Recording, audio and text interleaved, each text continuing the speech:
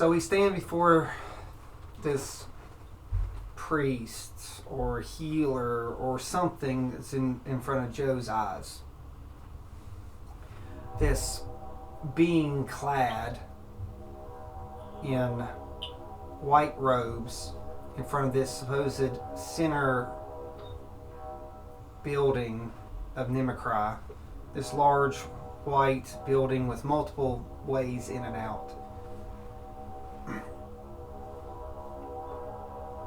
So Dawn has been escorted here by Chloe and the others to possibly be helped in this house of healing. Chloe is talking to this healer, but Joe's eyes have been intently watching Dawn as instructed. He hears Chloe talk about the great evil that comes from the Ashland. And with this, 6 or 7 other white clads come up from the ground, surrounding the group. The healer then instructs them about how they will try to help Dawn and that they will take them in.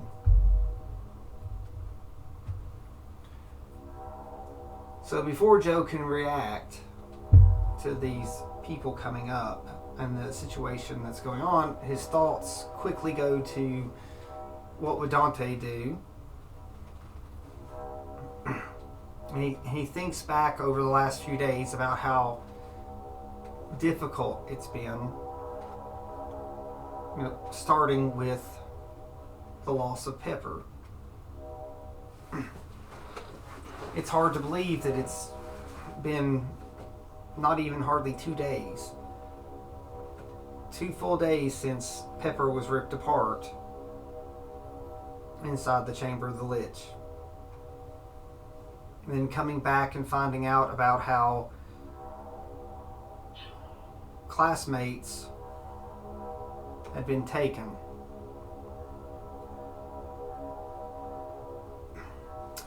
His thoughts go back to a conversation with Dante.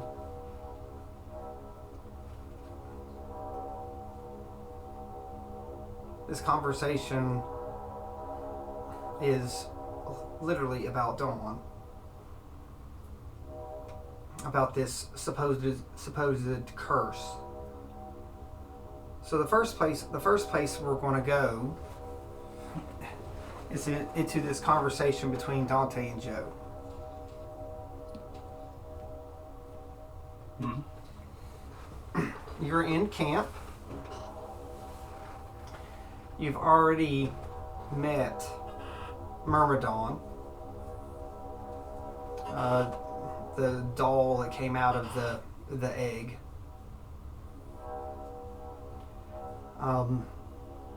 Supposedly, there are those inside the healer hut that are working on Dawn. Fenrir has come and asking everyone in camp about ways they could help. You've already offered that the best choice would be to just convert him to a rune to make sure nothing bad happens. So Fenrir said he'd keep it in mind. But things have slowed. Dante has asked you to keep an eye on the hut while everything's been working until he can come back. And it seems that Dante is finished watching this Myrmidon and talking to Chloe, and he's getting ready to lay down. But he comes to talk to Joe. And the conversation will start with him coming up to Joe. Joe, Dante says, has anyone went in and out of the hut since last that we went in there? I know Chloe and Myrmidon spoke some, but I've seen Fenrir's talk to everyone.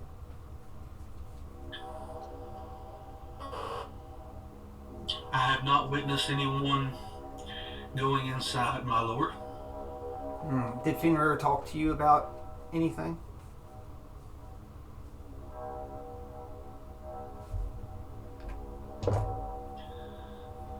Nothing I'm aware of, no. It seems that he is of like mind with as me and you, that his Dawn is a threat to the group. He himself says that he will make sure to put him down, but he's also willing to try new things. Mm-hmm. So new things scare me, unproven things scare me.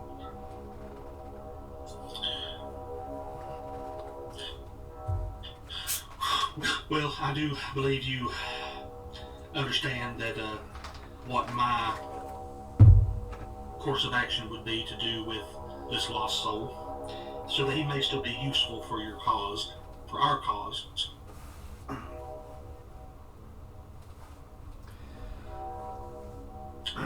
Because I truly believe that with his foolish actions that I've seen him take in the past, or ever since I've known the man, that what stops him from doing it again, especially now that he's not whole, if you would say. I think the only advantage that we have is he cannot move fast. But Yeah. in my travels, I've discovered that wounded creatures can often cause the greatest harm to the group as a whole. We do not know what type of Just problems. because one is lame does not mean he's still not a threat.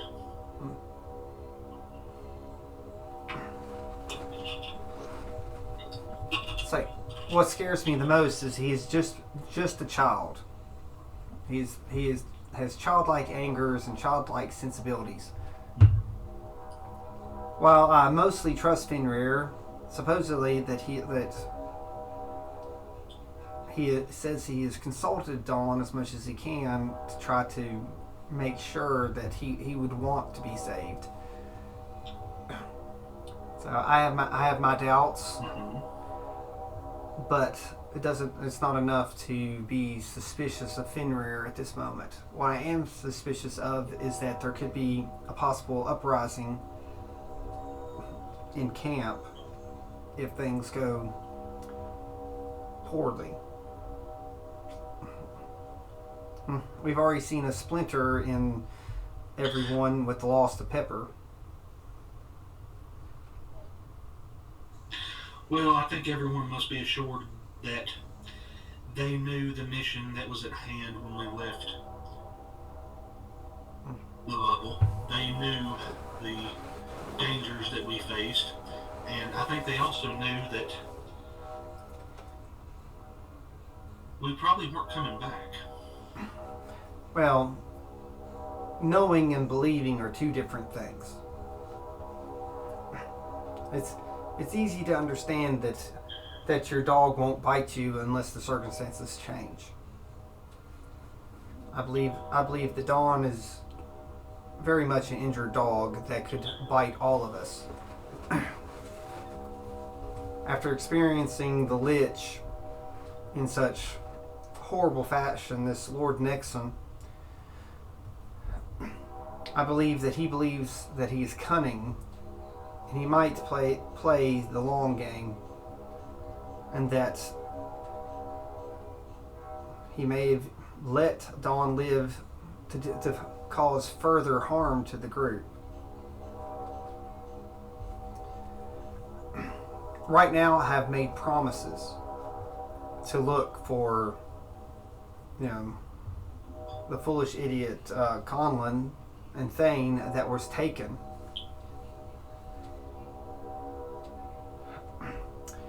Normally I would bring you, but I am concerned for the camp. I need to watch this dawn as much as I can with my own eyes, but I can't do that if I'm worried about possibly rescuing another student who knows if this student has been infected with the same curse or something worse. I know it is a lot to ask, but I need you to watch. And if Fenrir seems to come out and have any doubts, will you sneak in and make sure that Dawn cannot be an issue?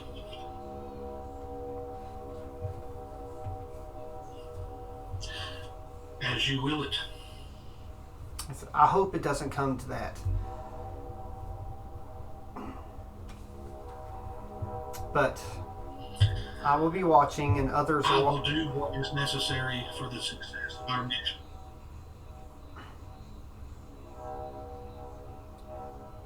I don't like to be so callous, but Dawn was just a child, Pepper was just a child, and now we've gained another child, and we do not know if these children could be our downfall. But I do not want to lose anyone else. But most of the people here have proven their worth.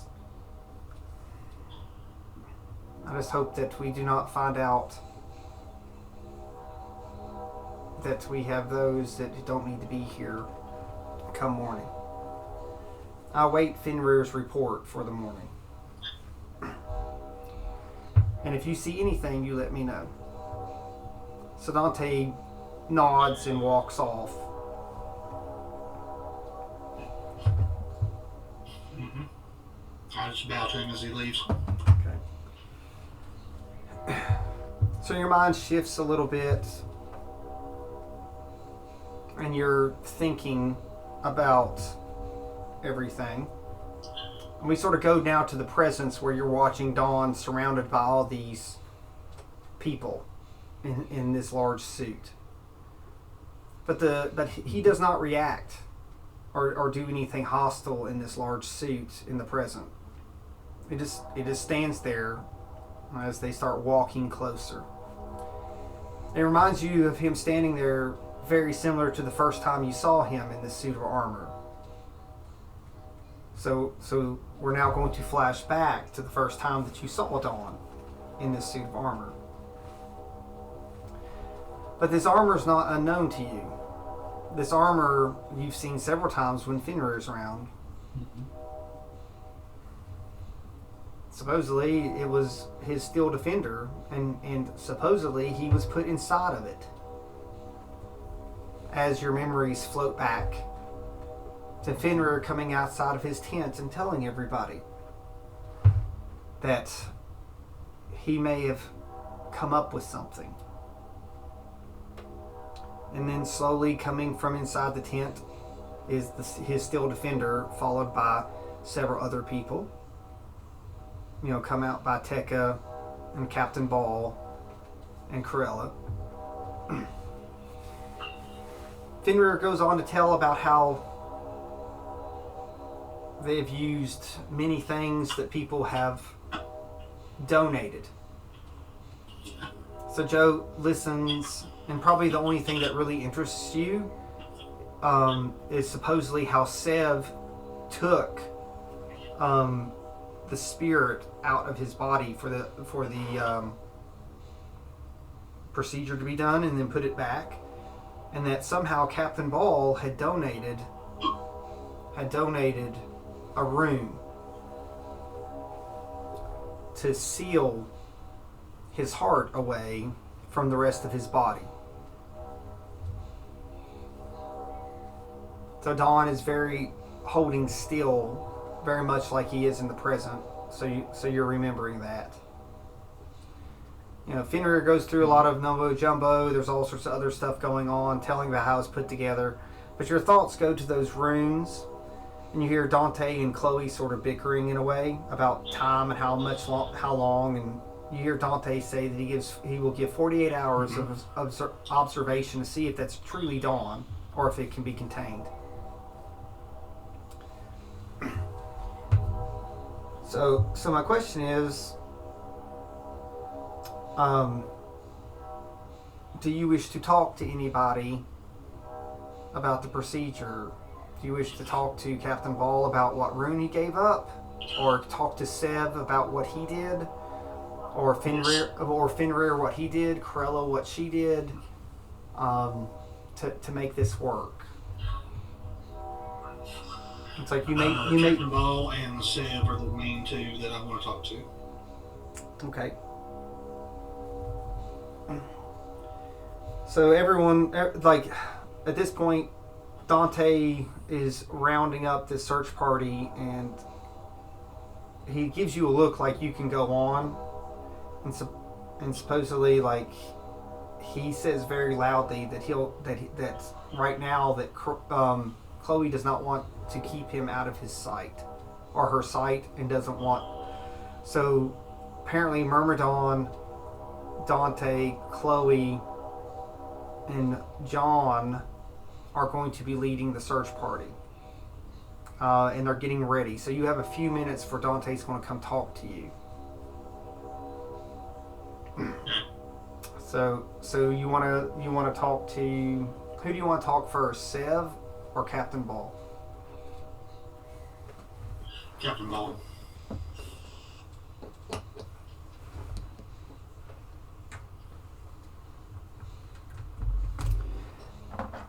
Alright, Captain Ball looks very tired. So apparently they've been up for most of the night. So he's walking off, because he's not part of the group looking for Conlon. So how do you stop him while he's walking off?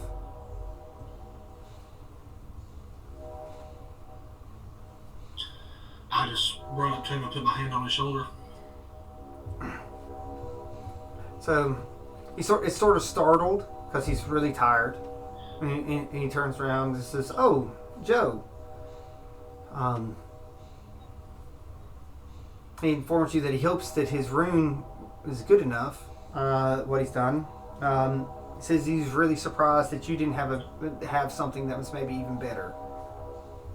Now, even now, your mind sort of goes. You're having like he's in this dragon form, of course. This platinum colored dragonborn.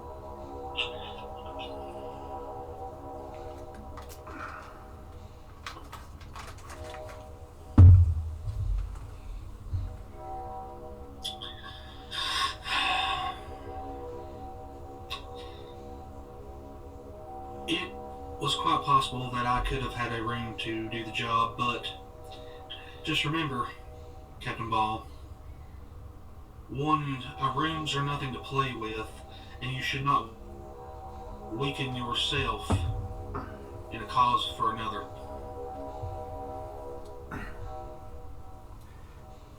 He sort of looks and he says, "Well, you have to help people in need." But he sort of looks and grins. He said, "But honestly, I just wanted to see what would happen." He says, "My hope that it works. I didn't want to waste one of my runes. But, learning never hurts. And to do something spectacular while you're learning with a rune it's something. I just hope that it's strong enough to protect his heart, and keep it separated from his body."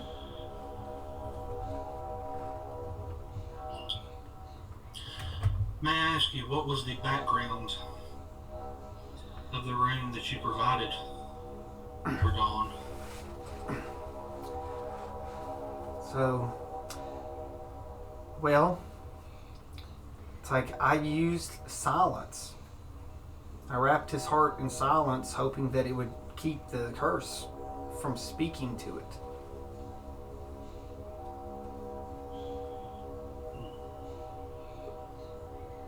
It wasn't a complex rune, but Fenrir thought it was enough that if this curse is magical in nature, then it wouldn't reach the beat of his heart.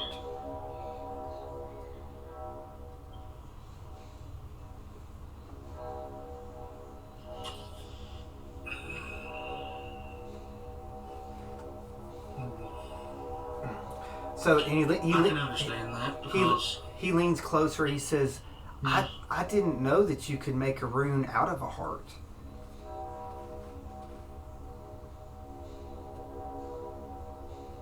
He said, but it worked. now, you would be surprised to learn what you can make a rune out of, or what you can make a rune into.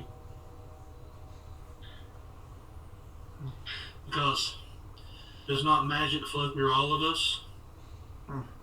So if magic flows through us, can we not put that magic in and out of certain things? Well, from what Master Dilly told me, that our bodies are like a rune itself, and that our heart is the magical center that everything gathers through and pumps the magic through. So we thought, why not, make your magic, this magic muscle, into a magic rune. So that's what I gave, and that's my 2 cents that I thought I could do. But I don't know if it could ever be really reconnected to the rest of him.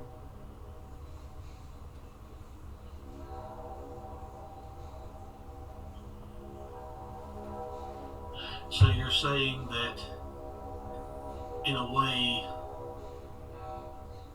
there's still a part of him that's missing. Well, he'll never be fully. Well, after talking to Tekka and seeing the procedure, he says, in my many years, I've never seen someone's heart removed and truly been able to see it put back together.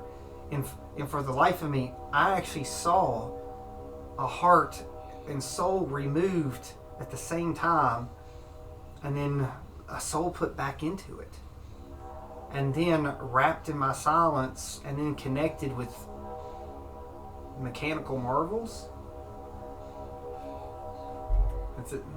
I said it's far beyond me, but I tell you, it scared me, and I hope that no one would ever do something like that to me.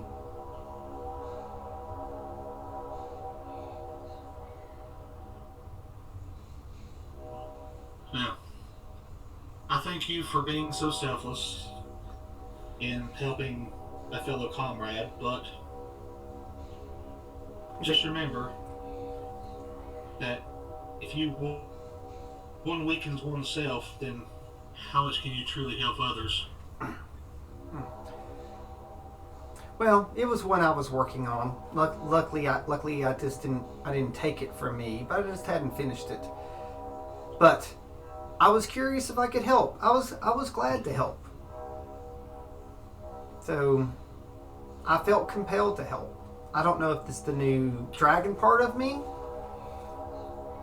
but I'm used to laying down my life and keeping people alive. At least I can say I tried. So I just hope that it wasn't for nothing, and it doesn't hurt anyone else.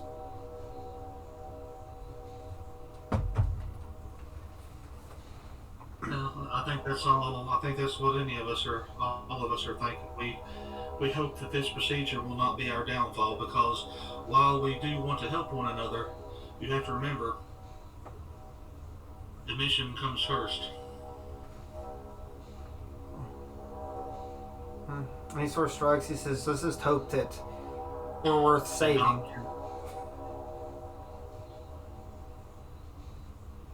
Yeah. And as he walks, you and I both hope this. As he walks off, he starts muttering that he hopes that he doesn't run into that lich and have his soul ripped apart. He said, what an awful thing to see. So, and hear about. So, and he goes into a tent and lays down. So do you still wish to speak to Sev? Yeah. All right. When you think of Sev, and then your mind goes back to the present, and there's lots of discussion about going into the temple with everybody. There's really not yelling or anything that's really upset. They're just talking about, you know, taking and helping Dawn, supposedly. And the one big thing that you notice, though, they're all clad in white, and Sev has mostly always been in white too, so it's easy to pop back mentally. If anything, those people in white remind you quite a bit of Sev when he's out of his armor, because everything he wears underneath is just white with a little bit of black accents and stuff like that. So you find Sev sitting up near where Conlon was taken.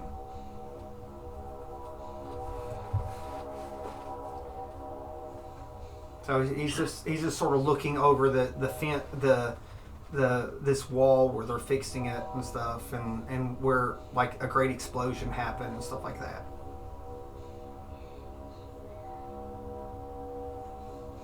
Is there somewhere to sit beside of him? Yeah, you can, like, he's standing up here.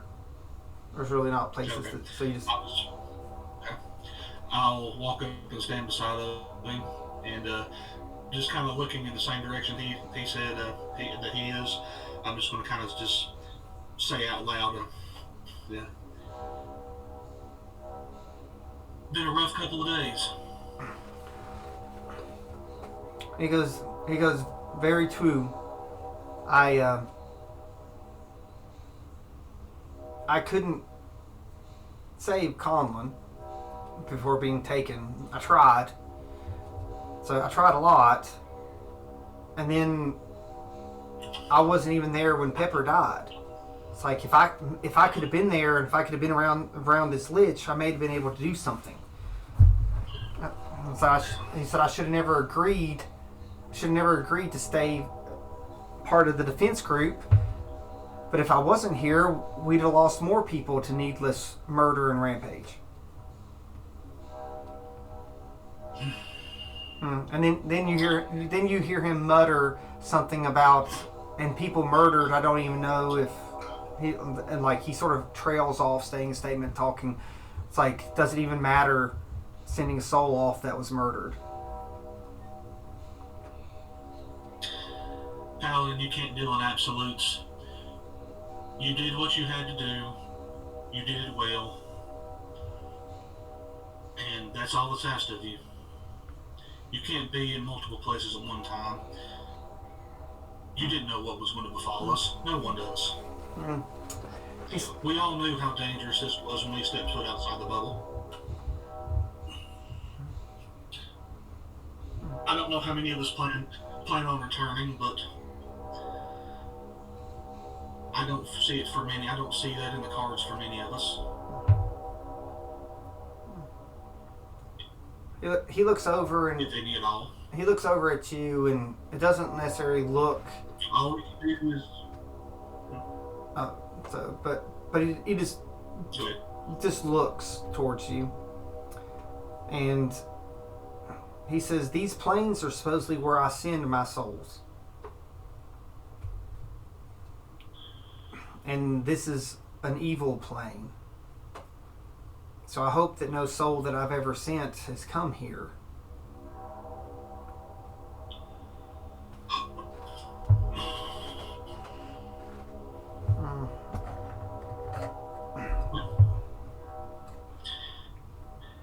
You have done your job, Paladin. You have done it well. Do not worry about things you cannot control or things that do not matter now. He looks over and says, "In all matters of life and death, it matters. Because souls need to go where they need to rest. And so that is my purpose, and that is the way of things that are supposed to be. And within just a day of being here, there's all these unnatural things, and even myself have performed something that's not natural. So I have prevented death just because I know that murder and this undead evil could condemn a soul of a comrade to nothingness.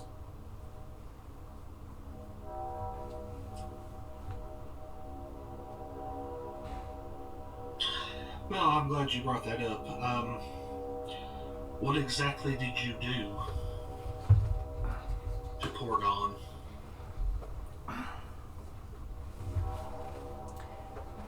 I have skills to ease the transition to the planes. But I've discovered that I don't just take names, but I can talk to them. I can have conversations with beings on the cusp of being passed on. So when Don's heart was removed, I caught him in the moment between life and death and put him in my book, but I didn't write it permanently. I wrote it so I could remove it. So I brought his soul over and I talked to it and I asked it if it still wanted to be a purpose in this life. And it said it wasn't ready to pass on at that moment. So I held it, and when it was done, I erased the name, and the soul went back, and then it was encased. But I don't know how. So it was held in this plane by you? It didn't go to another plane? It has nowhere to go, is the problem. I fear that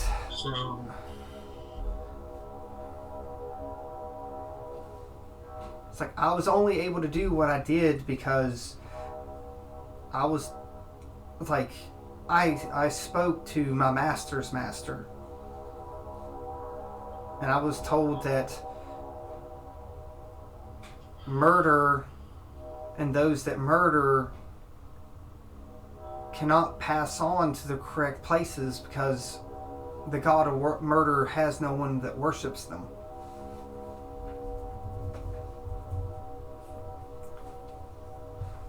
So the cycle of death is not whole. So if something was to befall Dawn, his soul would just be suspended in the planes, or? And he looks very, very sternly, but also almost as if there's fear in his eyes, not for himself, but fear for the truth. He says, I'm afraid if a soul cannot pass on, I do not know what could become of it. It's like, is that how aberrations are born? Is that how the awful undead is born? I do not know. But all I know is that I hope that I gave it a chance not to be consumed by this place. Well, let me ask you this, Fair Paladin. You said those that have befell to murder and those who murdered cannot pass to their proper plane for their afterlife, correct? What if there is another choice? Instead of an afterlife?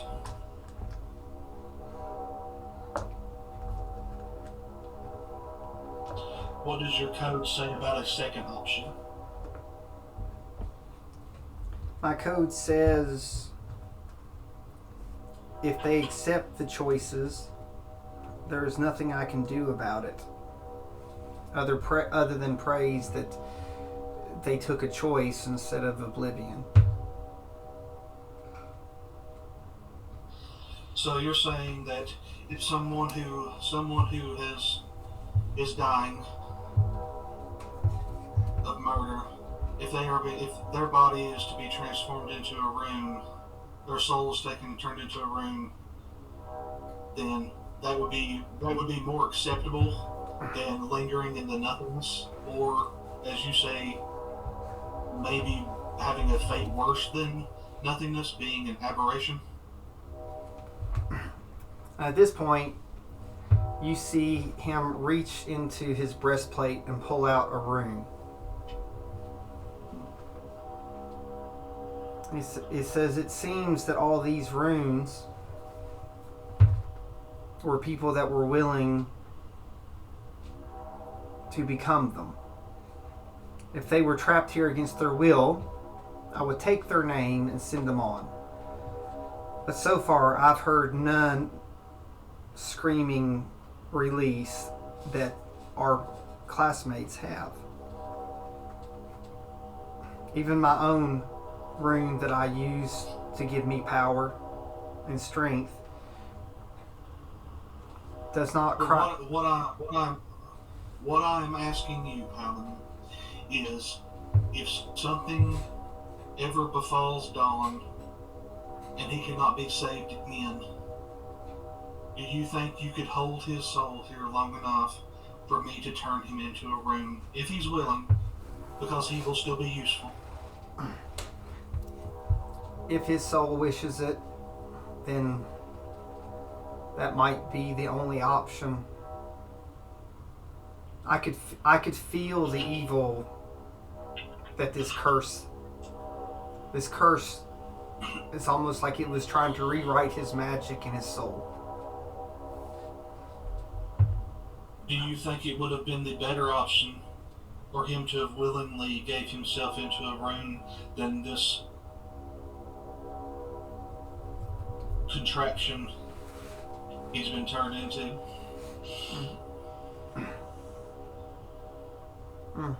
He looks and he says, to me, I don't know the difference between a rune that's a stone, a rune that's a heart, a rune that's a mechanical man. All I know is that the soul is safe for now, and he's neither fully dead or fully living. But well, I will say this, Paladin. A rune is beholden to the wielder.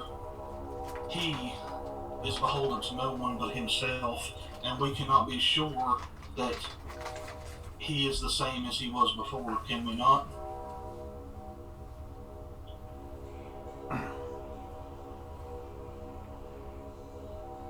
He looks and says, while I know his soul is safe for now, but everything that surrounds him in this suit is not him and is not natural, and definitely whatever curse or spirit that encases his body trying to get to the arcane, I do not believe that it will stop eating just on his arcane and his soul. It will try to consume anything that has arcane, anything that has a spirit. Because in my mind, and those in my order, the spirit is just as much as arcane as the shattered weave. It's like if your soul is a magnet for the arcane, are magnets not attracted to each other? So says my order.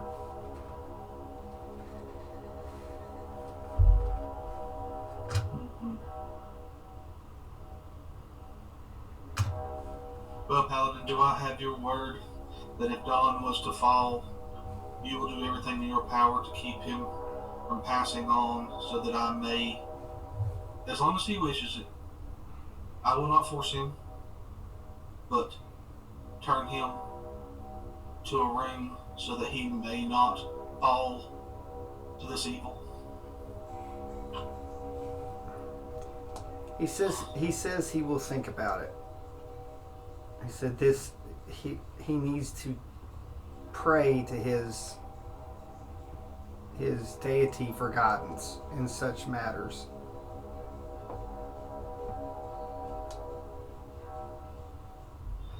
No. I just nod to him and say thank you for your time, and I walk off.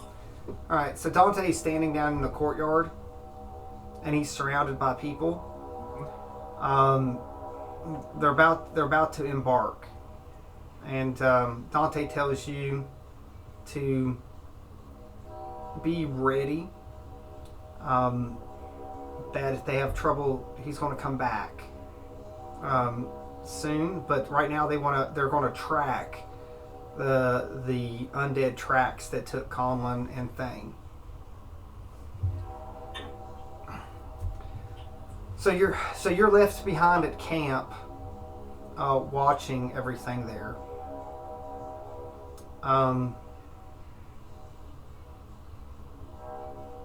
And shortly after, you have something come into your mind. It is a feeling you've had before, and there's like bursts of color in your mind coming from inside the storage tent. It like calls to you. Okay. I will follow the call.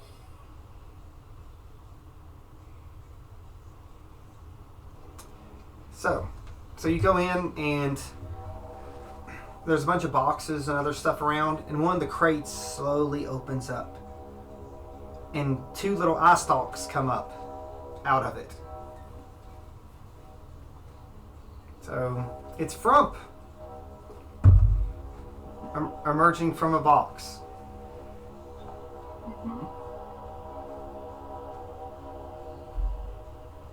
Hello, friend. So Frump comes up, and he comes up and spins around, and he's light blue, and then turns yellow as he comes and floats around you, and he hands you a scroll.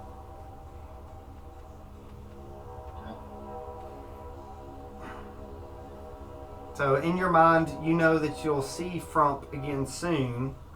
He's letting you know that more than likely he's going to come back out, but he goes back in and gets in his box.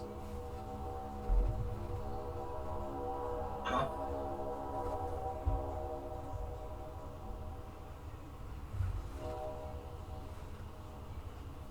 So, do you read this scroll? Absolutely. So this scroll is from the Aberoth. Mm-hmm. So it tells you that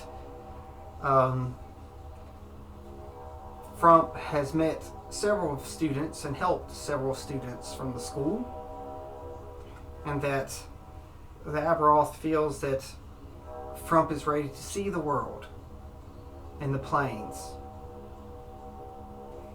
and that he would like to accompany you all, and that if you're reading this letter, he's been able to get into the school. Supposedly, Thane was able to smuggle him in, so it didn't go in, because Conlon and Thane and several other students have encountered Frump too.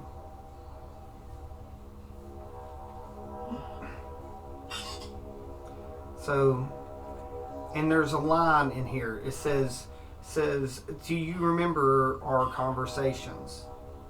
The Aberoth says in the letter. Yes. So, what images comes through your mind that that Aberoth talked to you about in these conversations?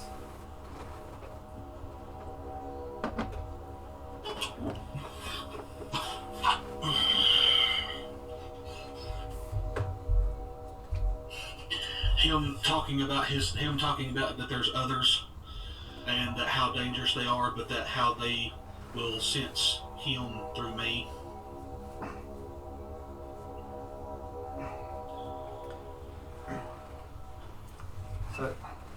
So it says it will. And Oh, go ahead. And a great dragon castle to the north. Yes.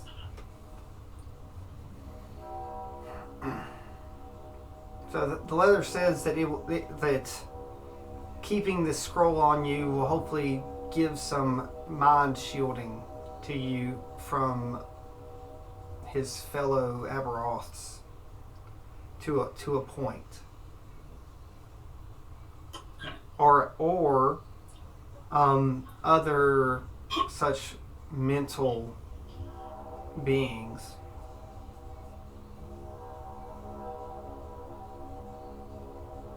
Okay. So the letter talks about keeping it very close. Okay. So you've been at camp for a while. And eventually Dante, like it's not been super long though, because Dante comes back and informs everyone that the tracks have split. Sev and several other students are going to follow the tracks.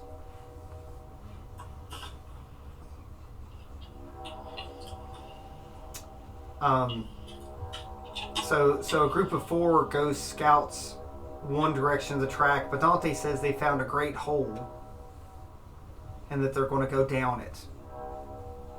And he pulls Joe and Fenrir off to the side to talk to you two.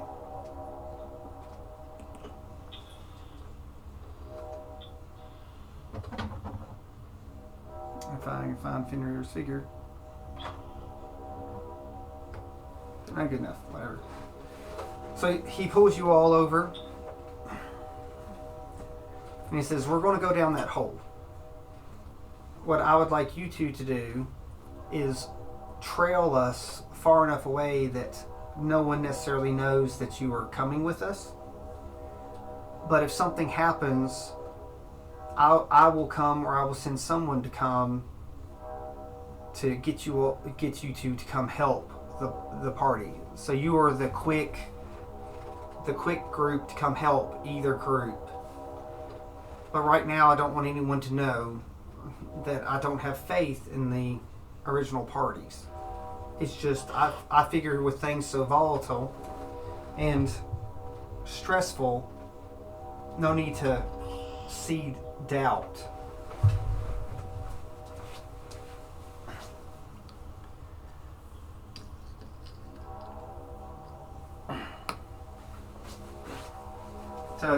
So he asks if this is a problem.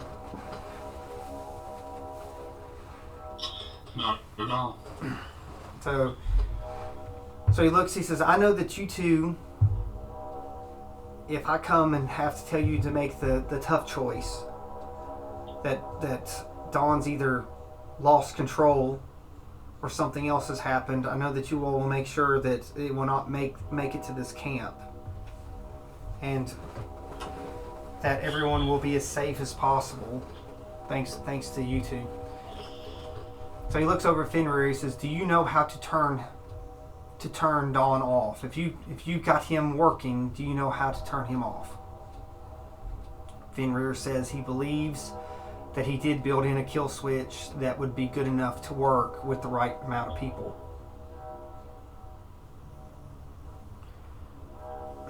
So Dante looks over at Joe.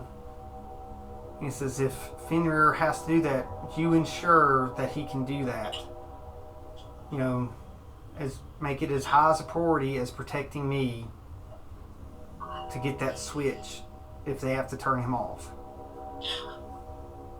I'm going to use the message cantrip because I don't want Fenrir to hear this. So I'm using the message cantrip to Dante, and I'm going to tell him that if worse comes to worse, I will shut his heart down. I will dispel the magic from the rune in his heart, and I will end it for once. I'll end it altogether.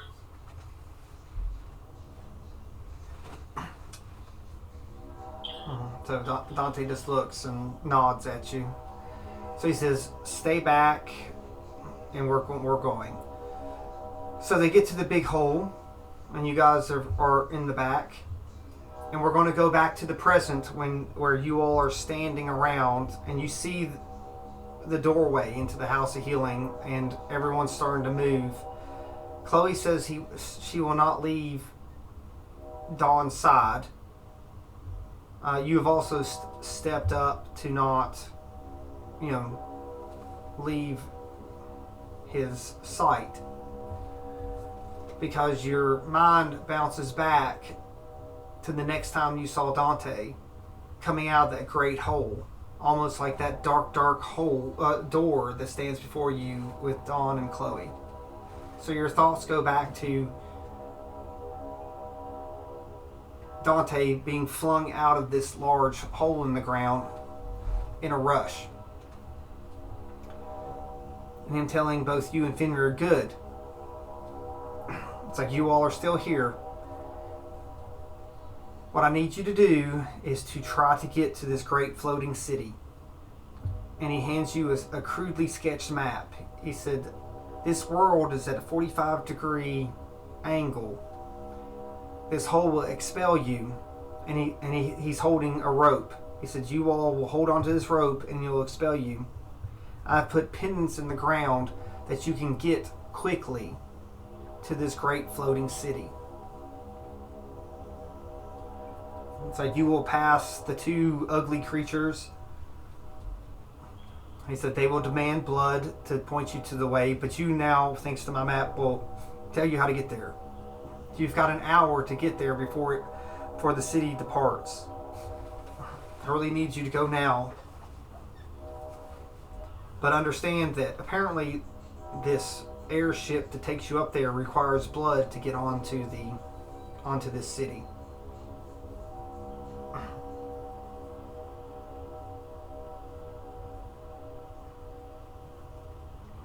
So Fenrir just nods and agrees, and he takes the rope. And then Dante looks over at you. He says, "Do not let Dawn out of your sight for even a second when you get there." It's okay. So he runs off to get more. He said it's a great city. It's like, I don't know how many people we'll need. And he takes off back towards camp. And you two jump off into the great black orifice. You get flung out the passageway on the other side, and you see like molten bodies, like to where they've been burnt into like statues from lava. But you don't go far, and luckily the rope keeps you from having to brace yourself. You notice there's great rivers, almost seas of lava flowing down on this hot world. The skies are black, other than 3 other great mountains floating in this black sea of nothing. You start seeing some of the marks that Dante placed, and you all take off as quick as you can, because you know you have an hour to get to apparently this before you miss it. You get to this little cutout ledge with 2 little makeshift tents and 2 hodgepodge creatures sitting there. One looks up and says, "Oh, 2 blue people." So it's a shame they don't have blue blood, though. It would match. It's like, "Are you looking to trade?"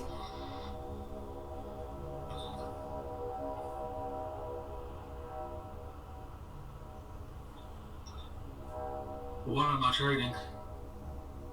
Well, everyone that usually comes here is looking to trade. So that's awful funny, though, that we've seen multiple blue people. Yes. The last few hours we've seen multiple blue people. Hardly ever see that. Especially the ones with the pointy ears. Fenrir sort of points at the map, and this is one of the marked locations in which direction to go. Do you wish to say anything to these creatures, or you just wish to bolt? I'm gone. Okay. I don't have time to talk. They're like, no one wants to trade. Very, very, very sad. I would like to very much know what blue people blood would do. That's what you hear in the distance. So again, you're hurrying, and you sort of go over this large section of this mount, making sure not to fall, using these pintons and ground the best you can, because if you would fall, you'd fall a very long way, if not forever, it seems like. And as you turn, you eventually see this massive thing floating in the air,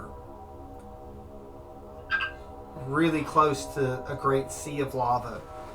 And there's a great rope coming down, and a few more tents, and what looks like a bowl sitting there near the tents, and some more of these weird creatures that look a hodgepodge of animals and people coming through. And they're like, last boat today. It's like, it's almost out of range, and you see that the rope is getting tight, and they're about to set it loose.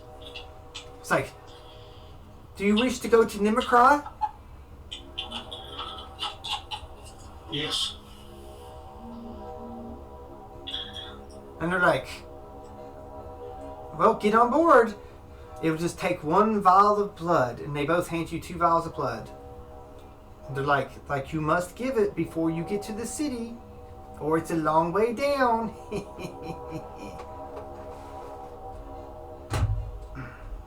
So Fenrir takes both vials, and he gets into this donut-looking boat. And the rope stretches and gets tight, and the ugly creature sort of cuts the anchor, and it like snaps up and goes flying up towards the city. You're getting closer and closer, and you notice the city is upside down. It's facing, you see the buildings and all sorts of other stuff facing you. And you're getting closer. Fenrir hands you one of the vials, and he cuts his forearm and puts it and fills it up, and he pours it out into the boat, and this boat donut absorbs it.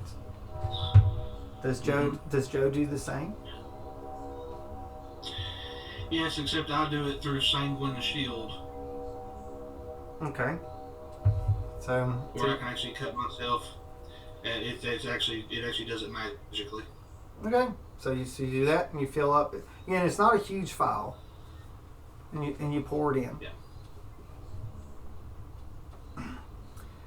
So the boat comes, and all of a sudden, after you fill it with blood, the beakers, and pour it, the boat flips, and now you're facing the ground and the lava underneath, but you do not fall out. And it slowly goes up, and it comes down. Now that it seems like you're going up, no longer. You're now going down, and you come into this dock, almost, with several of these donut boats in the dock sets. And you and Fenrir are now there at the ground. And at this point, you see a spectacle. You see a bunch of gnomes working these docks. But it's not just gnomes. There are also humans, and more people like Captain Baldus, Dragonborns, and elves, and Drugar, and even Drow, and about any type of humanoid race walking around. And there's almost like a great archway port that if you look, it's hard to miss it. The eye's drawn to it. And it's a great street with hundreds, if not thousands, of people moving around their business as you step off the boat.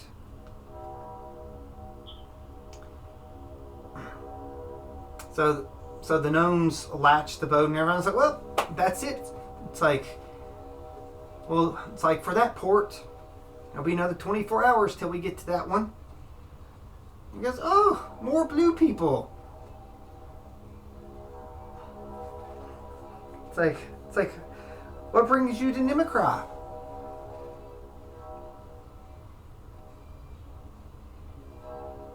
Our business is our own. Oh, okay. Well, if there's anything you can help, it's like we're cheap. It's just a little bit of blood, and we will help you as much as we can. So they sort of step out of the way.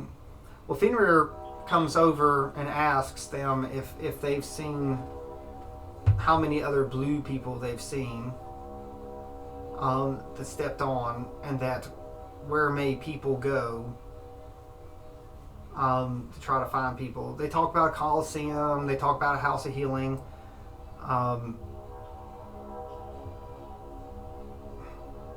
So Fenrir looks and he says, I might try to find someone. And eventually he finds some Drugar and talks to some Drugar. The Drugar talks about jobs and other stuff, and that generally anyone that's new there goes towards the Colosseums or the House of Healing. And they point to this large white building. You all go to this large white building and talk to someone. And this person says there were rumors that there was a bunch of new people there and that they were looking to bed down for the night.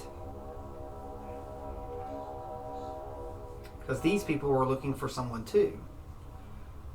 They give you several places inns that people like to stay. So you go looking for a lot of these. Eventually you find supposedly a group that includes a wooden girl, a metal construct, an elf, and a human. They were not super hard to find. At this point, Fenrir tells you that Dante told him to observe and watch, and that he would like to do that for a while, and asks if you have any objections. No objections. So they watch, so you all watch, and supposedly they're resting for the night. And while you're watching, you see a drow and a human get up to go for breakfast. And there's a balcony that you all had found. So Fenrir and you go up to this balcony. And shortly after this drow and human come in, your companions come in and start talking to them.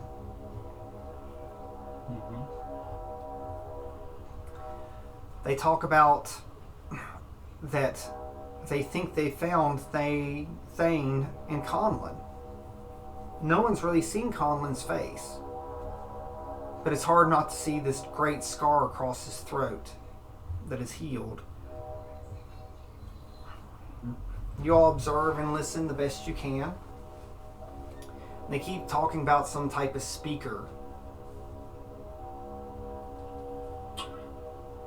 And that they could get answers at this speaker. There's still many hours until Dante and others can get on Nimicry, the city. So they agree to go to this speaker's house and find out what in the world's going on. Because Conlon and Thane do not want to leave. Okay. So, sometime during this, as you're following, Fenrir wants to actually... he's very interested in this speaker, and he wants to actually get caught up to the group. And he tells the group, and he eventually wants to make himself known.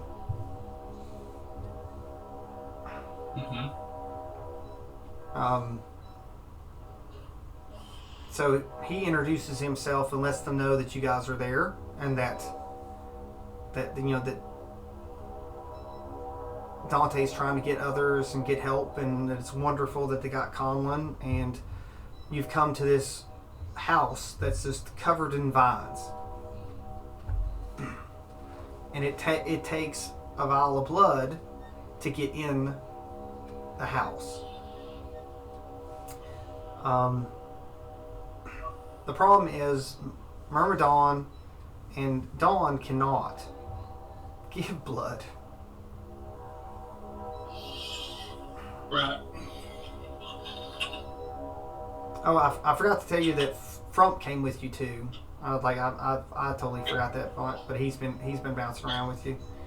Okay. But Frump can't either.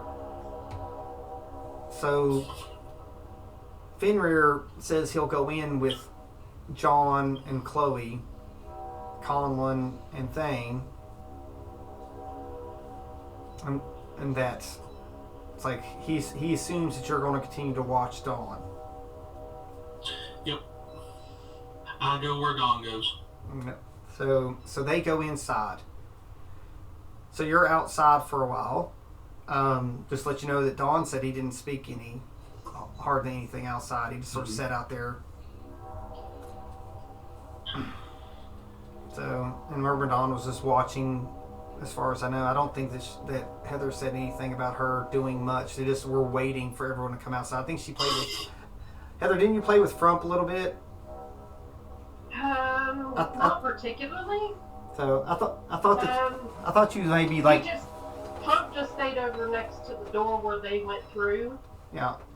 And my orders from Chloe were stay with Dawn. That was that. So yeah. So I walked in behind Dawn and essentially just stood behind him. Yeah. So they're just sort of lumped together. But after a couple hours, Chloe, John, and Fenrir come out, but they are wearing no armor and have no weapons. They look just like Conlon and Thane.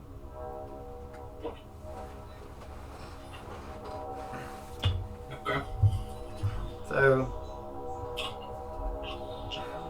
they tell the group that they also wish to stay in Nimmercry after understanding the place, and that this place is the closest thing to heaven they're going to find across the plains.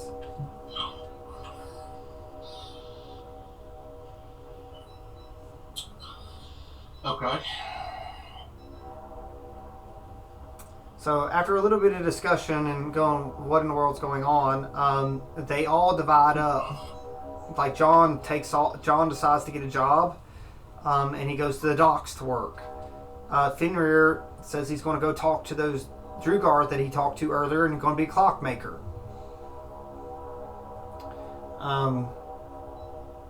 Chloe goes and tends to some trees because she thinks she's going to be a gardener. Okay. So it's Meanwhile, yeah. Myrmidon thinks that they've all lost their minds and she is not happy about it. Nope. So Well, there's something. I think Joe's smart enough to know that something happened in there. Yep. They don't have any of their equipment. They're basically commoners. Dawn. That's why Joe's going to use his detect magic at will on them. All right, so this is it. This is the first time you've done this. At this point, you hear they have zero magic. Nothing in this place has any magic at all. So when you're doing detect magic, like the only place that has a little bit of magic is the House of Healing, but it's not very much. But the ground, the people, the plants, everything here, like the most magical things are Frump, you, Myrmidon, and Dawn. Everything else is just devoid of it. And that is very weird with Joe. Oh yeah, it's just there's nothing. Like every person, everything is just like there's no magic anywhere. So Joe now remembers some of the conversation. It was hard to tell, but that was one of the reasons why they came to the House of Healing, that you sort of pieced together the far conversation, and they were talking about neither Conlon or Thane had magic, nor do they care. The only thing that Conlon seemed to care about is he wishes to see his sword once more. And now you know that, oh my gosh, now none of your friends have magic, and they're just wanting a simple life, along with everybody else here. So, Dawn proceeds to want to check out a bunch of shops. I know this might be a shock. Just sort of wandering around looking for stuff. He does come across a place that sells what they call revivify crystals. Okay. And they have bags of gold and other stuff there, but they're like it's collections of stuff that adventurers have given up because they no longer need it. But the person working the store says that the jewels are always very popular, and that supposedly you can learn magic that could save people from dying with these crystals. Dawn refuses to buy one, but of course he also doesn't have blood that he can get to do it. As everyone Joe was interested in the crystal. So as everyone's walking out, does Joe come up and he said one vial. I asked to look at the crystal. All right, so he hands you the crystal. It's it's a little bit bigger than a golf ball equivalent. I cast identify on it. And it is a revivify stone. Apparently, what the guy said is right. If you crush it, it can pull a soul back into a body and heal it with the right spell. It's supposedly a very long, and it's a lost art being able to do this. Even the gentleman says that supposedly the legend has it that if you can chant the spell and crush this crystal, it can even bring someone back from the dead within a minute. I will purchase one. All he has is one. Yep. Well, he's got several. Each one requires a big vial of blood. That's the payment. I'll purchase one. Okay.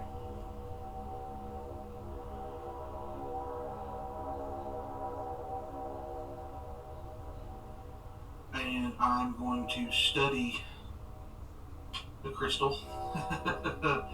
It's very fragile. Like seriously, like if you put it in your hand, you could squeeze it and crush it. Okay. Well, I'm going to be very, very careful with it. I'm gonna ask the guy if he has anything I can wrap it in. So he gives you nice little cloth. The cloth is not magical.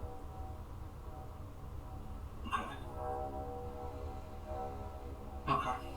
Well, that makes me feel a little better. Okay. Alright, so I'm gonna put it in a safe place.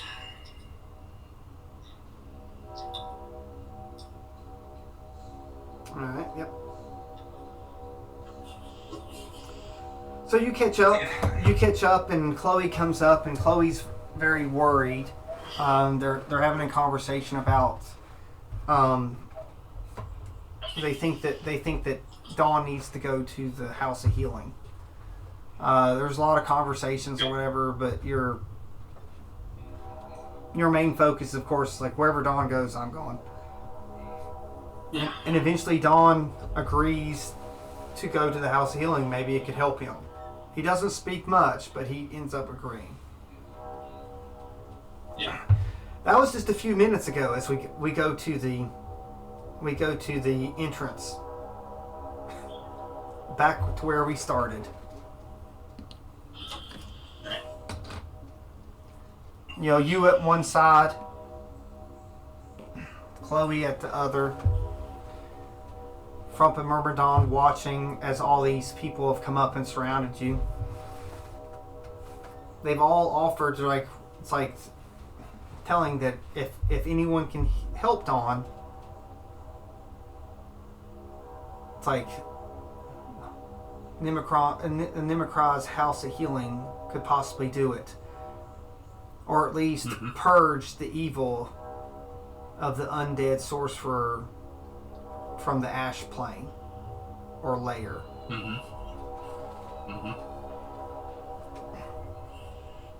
Do you step through into the House of Healing with Chloe and Dawn?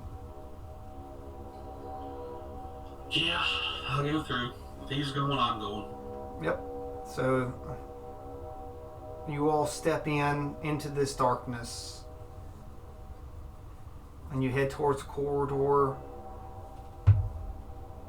You know, Chloe's looking at Dawn, telling him it's going to be all right. They're going to help, and that you too may go to heaven.